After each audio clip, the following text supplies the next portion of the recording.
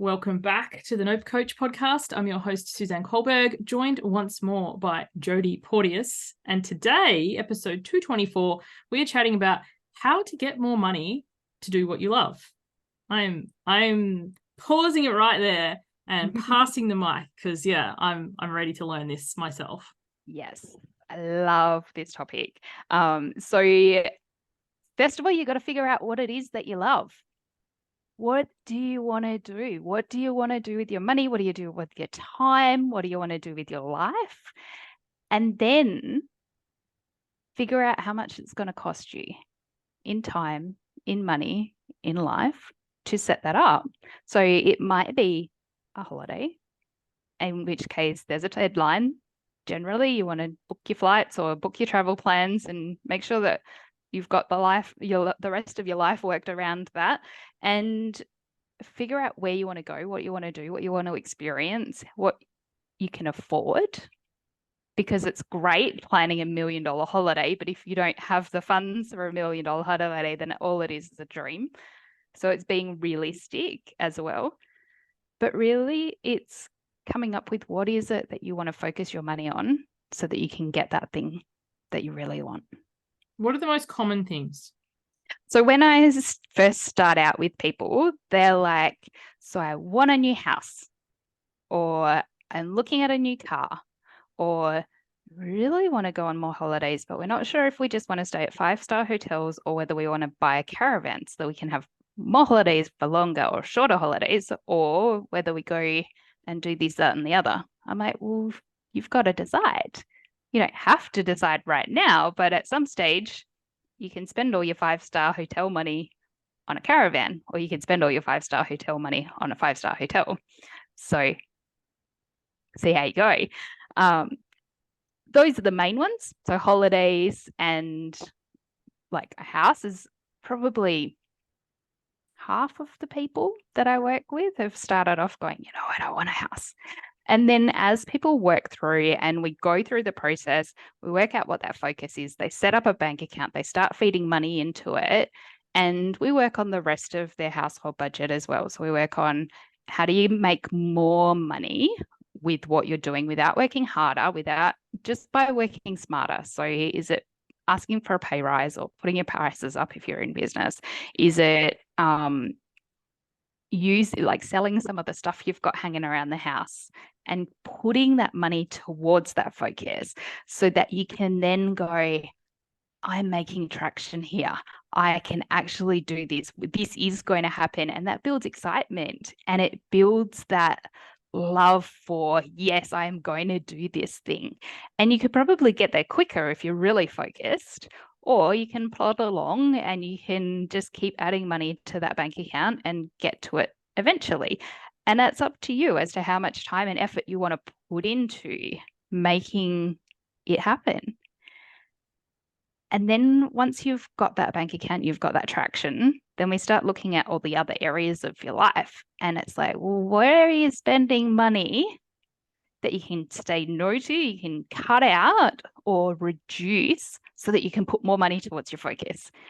So things like a great example that comes up quite often is television subscriptions. So especially currently, there are so many. So many. So you might just go, well, it's only $15 a month or $10 a month or $25 a month, but all of them add up.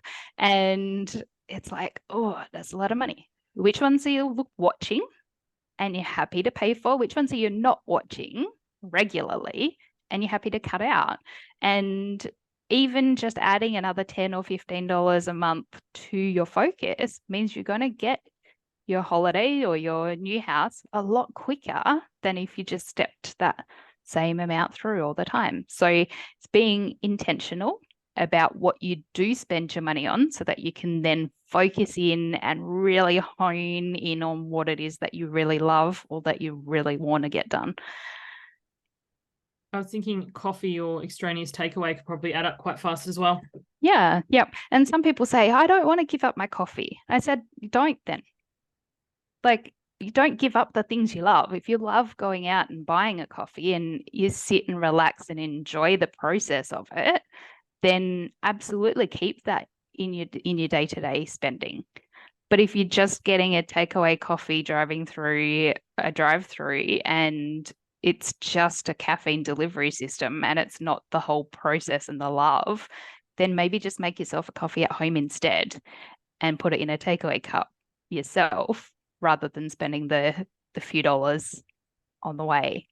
I love that. It's like if it's, part of your process and as you said, you're really attached to it, or if it's just something you do, or maybe you keep the coffee, but you drop the donut or the cake or the muffin or the newspaper or the, whatever else it is that you pick up.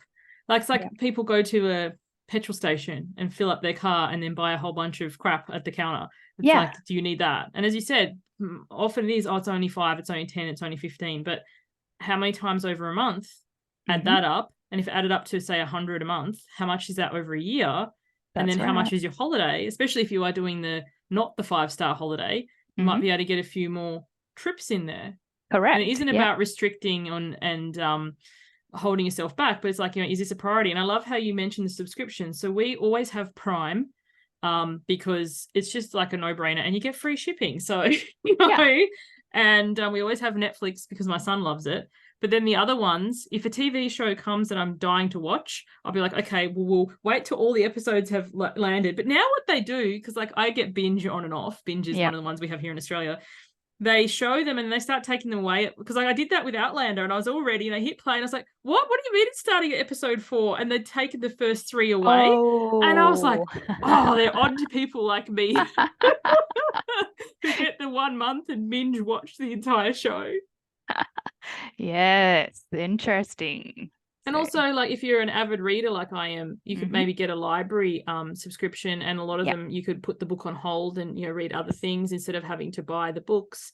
There are so many ways that you can look at, is it actually a priority, like you spoke in the previous episode about priorities, or is it something that you just never really considered? Like, especially in business, there's so many little subscriptions that we can have, like your email subscribe, Zoom, Zapier, if you're linking your things together. A lot of them, I always audit my subscriptions for business once a quarter. And I'm like, am I actually using this one? Or is it just because part of me in the back of my mind? And the other thing for business owners, like it's never been a thing of mine, but a lot of my clients, they collect domain names. Yeah. And like when I ask them about it, they're like, oh, it's just the price of a cocktail. And I'm like, yeah, but like you got to renew that every year. If you own like a collection of domain names and it's like $20, that adds up. Yeah. And then if you decide to forward it to your main website, which some people do, then you've got to pay that redirection fee every month. So why? Yeah. Is it in the grand plan of you are going to use it properly, or is it just you're holding onto it from a fear base? And that's where some of the decision making comes from. I don't want to get rid of it just in case. I was like, well, you know what? You could probably buy it again or something better later on. Yes. I love that. Just whenever I'm holding on to something just in case, whether it be, something in my household or an item of clothing I haven't worn in however long, and it's like, I can get it again. Yep. And you can get it again or something better. Like that's the other piece is I'm holding on to this really ratty t-shirt because I love it, but it might be something better next time. Yeah, that's not got holes in it or weevils or stretched or the elastic's gone or I wouldn't wear it outside or Yep. Any other tips or suggestions for people for so they've decided what they love, and I love how you like that. What is it that you love? What is it that you're saving towards? Is it a trip? Is it a car? Is it a house? Is it a whatever it is? So you've decided on the intention, the thing that it's funneling towards. Yep. And what other ways can people, get more to go towards that? Yeah. Put money towards it. And whether that's new income, increasing the income you've already got, or cutting out costs. And then it's really that deliberate choice of, is this more important than that? So is your focus more important than buying elaborate Christmas presents this year? Is your focus more important than going out for dinner for the whole family?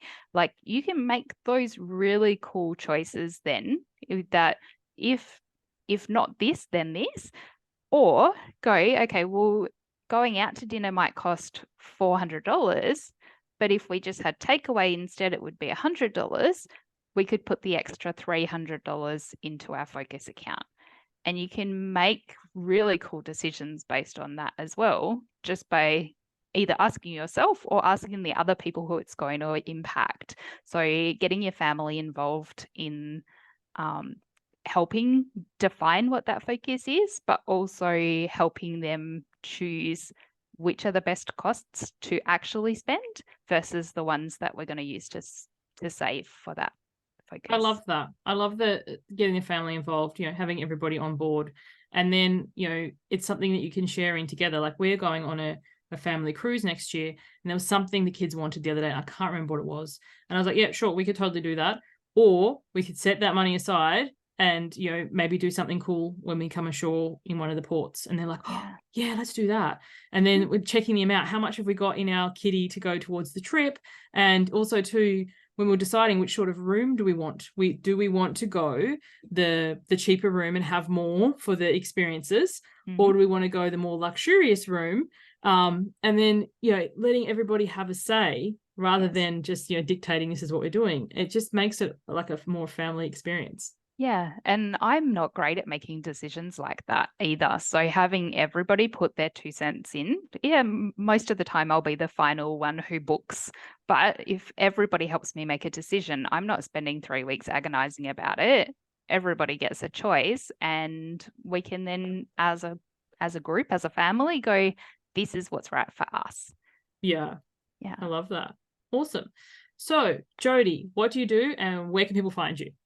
Well, I'm a money management coach, so I show people how to optimize their finances, and you can find me on Facebook most of the time. Jodi Porteous, Money Management Coach, is my Facebook page, and it's Jodi Porteous, Porteous, a money management coach. And shameless plug, what have you got coming up? So next February, I've got a new program starting up called How to Optimize Your Household Finances. And it's an 8-week program with small actionable steps every single week to run through the process of what we've discussed today, actually. Finding your focus, how you can optimize your income, optimize your expenses, and come up with your 1-page intentional money plan at the end. 1 page. I'm here for it. I love it. Thank you for joining me, Jodi. Before we wrap up, one last thing I was going to say that I didn't bring attention to. I brought attention to the cutbacks. I loved how you also mentioned, simply making more. And I think sometimes it's the obvious thing that we disregard. We're like, oh, I'm going to cut out my coffee, or I'm going to cut out my books, or I'm going to cut out my alcohol, or whatever. And it's like, yeah, that is a possibility. But there's also too the whole aspect of, simply bringing in more that so many of us can be quite blind to, even though it's really obvious. Yep. Ask for a pay rise. Put your prices up. Go cash in those cash for cans and get your extra $10 a week for all sorts of weird and wonderful ways to make money in this world. Oh, 100%. Yeah, I love it. All right. Thank you for joining me, Jodi. Thank you everyone for listening. We'll catch you on the next one. Bye for now.